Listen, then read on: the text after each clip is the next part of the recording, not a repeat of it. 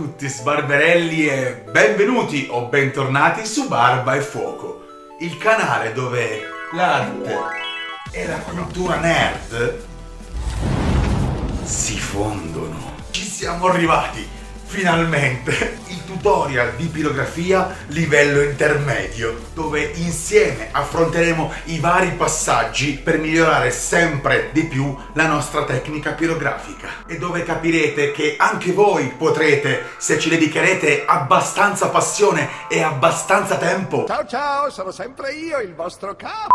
Imparare a destreggiare meravigliosamente l'arte della pirografia. Ovviamente nel caso non lo abbiate visto vi lascerò qui sopra da qualche parte il link per andare a vedere la prima parte di questo video, quella per i principianti. Dateci un occhio e poi se vi va tornate qui. Creare dell'arte bruciando il legno è qualcosa di veramente spettacolare a mio avviso. Oh my god! E credo fermamente che tutti quanti, almeno una volta, dovrebbero provarci. Nello scorso video dei tutorial abbiamo affrontato le basi per avvicinarci a questo universo. Il legno da scegliere, le punte, anche se oggi le approfondiremo in maniera più approfondita. E l'approccio da adottare per muovere i primi passi. Ebbene, oggi approfondiremo le sfumature, ovvero il metodo per poter dare la tridimensionalità ai nostri lavori, alle nostre opere. Il che, è giusto che lo sappiate da subito, è una delle parti più dispendiose in assoluto a livello di tempo, proprio perché più conoscerete il vostro pirografo e più in automatico vi verrà voglia di sperimentare, puntando sempre di più a migliorare i vostri lavori. Esattamente come per ogni altra forma artistica, la pratica vi renderà sempre più sicuri, sempre più bravi e più veloci. E dato che nel primo video abbiamo utilizzato un soggetto a tema Nightmare Before Christmas, beh, è al contrario. Beh, perché non continuo? Ce la faremo! Ce la faremo! Inoltre siamo finalmente giunti all'autunno, la mia stagione preferita in assoluto. E piccolo spoiler, presto partirà una nuova playlist.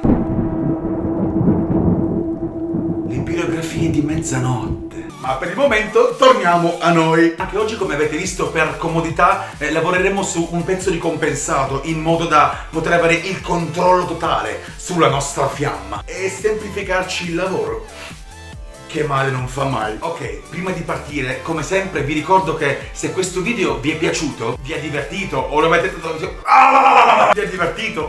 trovato interessante, potete condividerlo con i vostri amici, lasciarmi un bel like, iscrivervi al canale Barba e Fuoco e se proprio siete in vena di follie, magari lasciarmi un commento. Ditemi se avete trovato il video interessante, se vi è stato utile o, ancora meglio, se avete mai provato ad approcciarvi alla pirografia. Oppure fatemi qualunque domanda vi venga in mente se siete curiosi. Io rispondo sempre a tutti, quindi, come sempre, fatevi sentire. Ma adesso basta.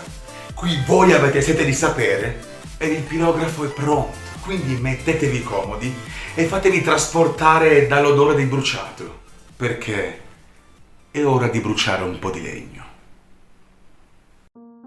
Al contrario del primo tutorial, dove consigliavo di approcciarvi liberamente alla pirografia osando quanto più volevate, per questo passaggio vi consiglio di avere un minimo di dimestichezza con la vostra macchinetta, perché il fattore sfumature è sì uno dei più soddisfacenti, ma anche uno dei più complessi. Ma partiamo dalla scelta delle punte. Io oramai dopo 6 anni mi sono abituato a fare tutto con una punta unica, ma la scelta che avrete a disposizione sarà fondamentale.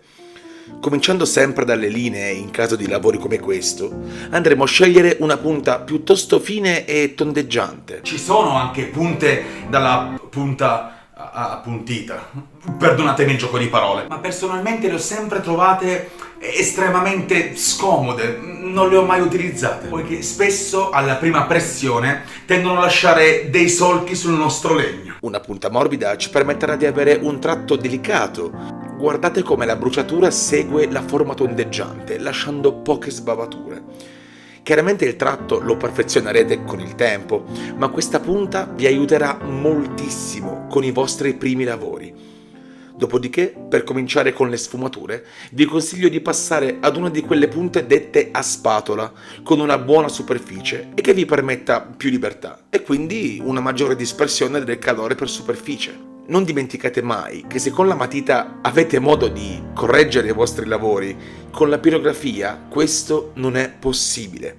Quindi il consiglio principale è sempre e soltanto uno. Sempre molta metodica calma. La pirografia non è un tipo di arte alla quale potete dedicare 10 minuti alla volta. Quindi ritagliatevi il vostro angolo di tempo, quando volete e quando potete, ma che sia unicamente vostro. Una piccola stanza dove ci siete solamente voi, al di fuori del caotico mondo esterno. Esattamente come per l'arte del tatuaggio, qui non sono permessi errori, pena, a meno che non avete molta abilità nel mascherare le bruciature, il ricominciare da capo la tavola. E questo non è mai una cosa bella, viste le tempistiche. Quindi calma, ed 1 millimetro alla volta. Sempre. Come vedete, una volta terminate le linee principali di contorno, potremo iniziare a giocare con il regolatore del calore. Consiglio sempre di iniziare ad un livello molto basso. Per aumentare il calore avrete sempre tempo.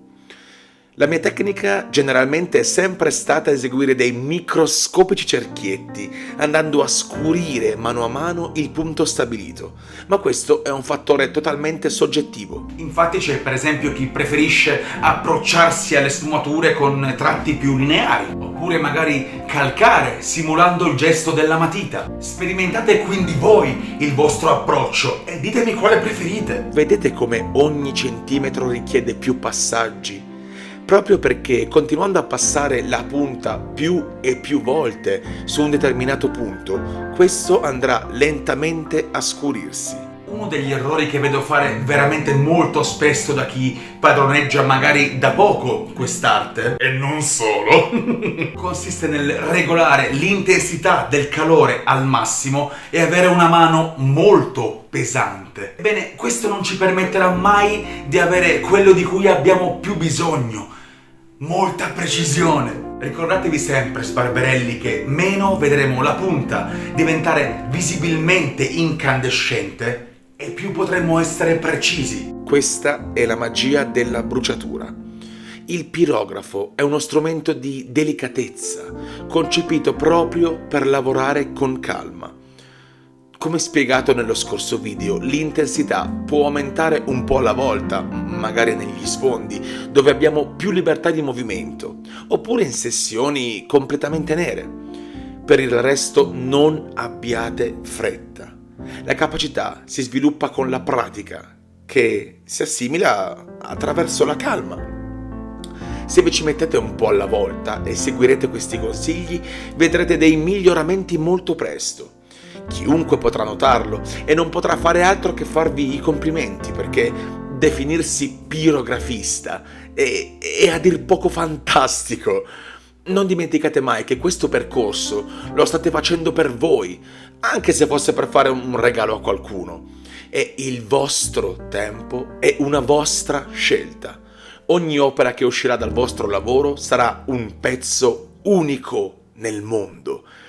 E quando lo guarderete, presumibilmente dopo diverse ore di lavoro, non potrete che essere orgogliosi ed affascinati da ciò che le vostre mani ed il vostro talento hanno creato. Qualcosa di irripetibile, inimitabile, è proprio come voi, assolutamente unico. Anche in questo caso non andate a scoraggiarvi se non sarete assolutamente precisi con i bordi o le sfumature vengono troppo scure. Ci sta tranquillamente, fa parte del percorso. Gli errori possono essere commessi in fase di miglioramento, non siate troppo severi con voi stessi. Ricordate che più lavorerete e più prenderete confidenza con questo magico strumento. Con il tempo conoscerete nel dettaglio ogni punta, capirete ad occhio quanto regolare il calore del pirografo.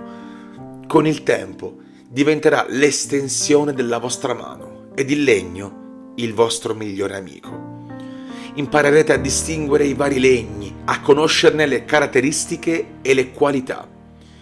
Vivrete questo strumento meraviglioso ed imparerete ad amarlo, 1 millimetro alla volta, una bruciatura alla volta. Bene ragazzi, la pirografia è finita e piano piano secondo me anche voi state migliorando un sacco. Io ne sono convinto. Non dimenticatevi che se vorrete che faccia vedere i vostri lavori e i vostri miglioramenti nei miei prossimi video, potrete inviarmeli insieme al vostro nome alla solita mail barbaefuocoinfo@gmail.com, dove potete anche scrivermi per commissioni o informazioni. Ma il video tutorial di oggi finisce qui, ragazzi. Io vi ringrazio con tutto il cuore se avete visto il video fino a qui. Se invece l'avete fermato prima, potete andare a fare un culo. E tanto non lo sapreste mai perché vi siete persi questa parte. E vi aspetto domenica prossima, come sempre, alle 16 per un nuovo Pyro Short. Grazie ancora ad ognuno di voi, siamo più di 400, ragazzi, siete assurdi. Date un'occhiata anche al mio shop su Etsy, se vi va vi lascerò il link in descrizione. Un saluto dal profondo del mio cuore peloso e Pyro saluti a tutti.